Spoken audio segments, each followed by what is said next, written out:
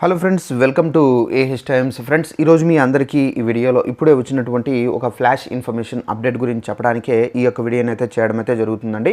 So flash information update ఏంటంటే, మన యొక్క ఏపీ రాష్ట్ర వ్యాప్తంగా పేదలకు సంబంధించి ఇళ్ల పంపిణీకి సంబంధించి అయితే ముహూర్తం అయితే ఖరారు చేశారండి ఏపీ ప్రభుత్వము.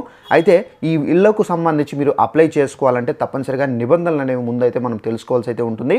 అయితే మనకు ఫ్రీ అనగా మనకు ఉచిత ఇళ్లకు సంబంధించి మీరు అప్లై చేసుకోవాలంటే సో తప్పనిసరిగా మీరు ఈ నిబంధనలు అయితే తెలుసుకోవాలి. ఎవరెవరికి అందుతాయి, సో ఈ ఎవరెవరు అర్హులు, ఎవరెవరు అనర్హులు అనేది మీకు క్లారిటీగా ఎక్స్ప్లెయిన్ అయితే చేస్తాను. ఈ వీడియో నచ్చినట్లయితే లైక్ చేసుకొని ఛానల్ సబ్స్క్రైబ్ చేసుకొని ఫాలో అవుతారండి. ఇక దీనికి సంబంధించి నోటిఫికేషన్ కూడా అయితే వచ్చింది. ఒకసారి ఆ నోటిఫికేషన్లో ఏమేమి డీటెయిల్స్ ఉన్నాయనేది మీకు రఫ్ అండ్ టఫ్గా మీకు క్లారిటీగా ఎక్స్ప్లెయిన్ అయితే చేస్తాను. ఇక్కడ చూసుకున్నట్లయితే ఏపీ ప్రభుత్వం మరొక కీలక నిర్ణయం అయితే తీసుకున్నారండి. ఎన్నికల్లో ఇచ్చినటువంటి హామీల మేరకు పేదలకు ఇళ్ల మంజూరు పథకాన్ని అయితే ముహూర్తం అయితే ఖరారు చేశారండి. అయితే మనకు ఇక్కడ శ్రావణ మాసంలో అనగా మనకు ఏపీ ప్రభుత్వం పేదలకు వచ్చే శ్రావణ మాసంలో పేదలకు గృహ ప్రవేశాలు చేయించాలని చెప్పేసి నిర్ణయించారు. సీఎం చంద్రబాబు నాయుడు గారు మనకు 3 లక్షల ఇళ్ల నిర్మాణాన్ని పూర్తి చేయాలని చెప్పేసి, అలాగే గత 13 నెలల్లో 2.30 లక్షల గృహ నిర్మాణాలు పూర్తయ్యాయి.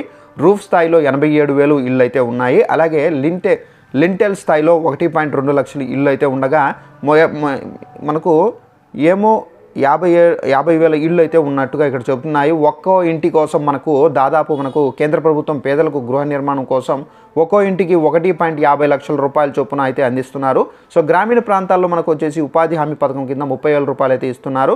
అదనంగా 1,000 రూపాయలు అయితే చెల్లిస్తున్నారు. అయితే మనకు గ్రామీణ ప్రాంతాల్లో ఎస్సీ కానివచ్చు లబ్ధిదారులకు అలాంటి వారికి 50,000 రూపాయలు, బీసీలకు 50,000 రూపాయలు, ఎస్టీలకు వచ్చేసి 75,000 రూపాయలు, ఆదివాసీలు గిరిజనులకు వచ్చేసి 1,00,000 రూపాయలు అదనంగా సాయం అయితే చేస్తున్నారు. సో టోటల్గా మనకు 300 కోట్ల రూపాయల వరకు అయితే మంజూరు చేశారు.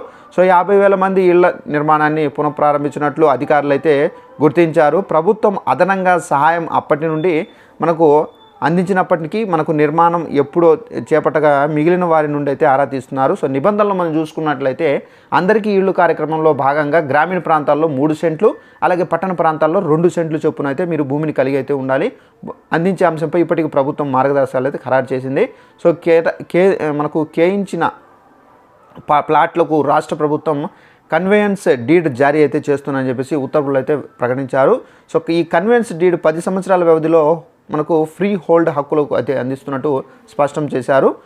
మనకు ఇంటి పట్టా ఇచ్చినటువంటి 2 సంవత్సరాల్లోగా గృహ నిర్మాణం అయితే చేపట్టవలసిందంటే ఇక్కడైతే చెబుతున్నారండి. ఈ విధమైనటువంటి నిబంధనలు అయితే విడుదల చేశారు. అయితే దీనికి సంబంధించి అతి త్వరలోనే మనకు ఈ నోటిఫికేషన్ అనగా మనకు ఏదైతే ఉందో సో సచివాలయంలో అయితే విడుదల చేస్తారు వెబ్సైట్. సో దాన్ని బట్టి మీరు అప్లై అయితే చేసుకోవాల్సి అయితే ఉంటుందండి. సో ఇదండి మనకు ఉన్నటువంటి ఇన్ఫర్మేషన్.